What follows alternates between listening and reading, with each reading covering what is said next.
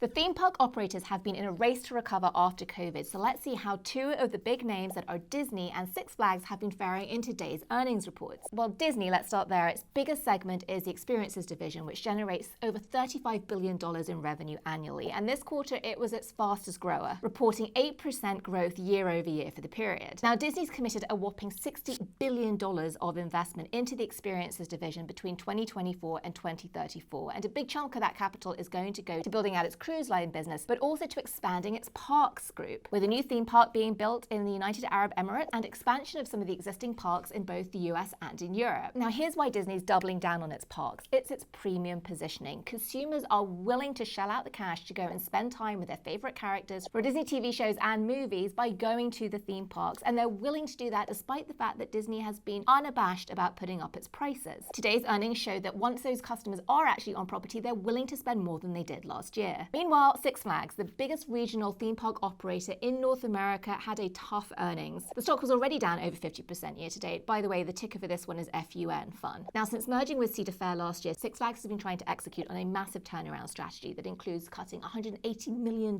in costs, hiking up its profit margin, and getting to $400 million more in annual cash flow by 2028. Those are big goals. But it's just not getting there. To do that, Six Flags needs to reclaim its lost 10 million visitors. That's the drop-off in the number of park visitors since 2019. And while it's trying to do that with better retail options, better beverage options, really it's betting on being the low-cost or value option for visitors. Visiting a Six Flags theme park costs on average $8 per hour. This compares to $10 per hour to go see a movie at an IMAX theater and $30 an hour to go to a premium or destination theme park. That's right, just like Disney's. But being the value player just isn't working, at least not for Six Flags investors. Now, the company blamed in part bad weather, but that's definitely not the only reason, because not only were visitor numbers down 9% year over year for the quarter, July numbers show that once people were actually on property, whether or not, they were simply not spending as much money as last year. Icing on the cake, CEO Robert Zimmerman has stepped down, leaving the board to go search for his replacement, so absolutely no fun for this one. Stock is down for the day.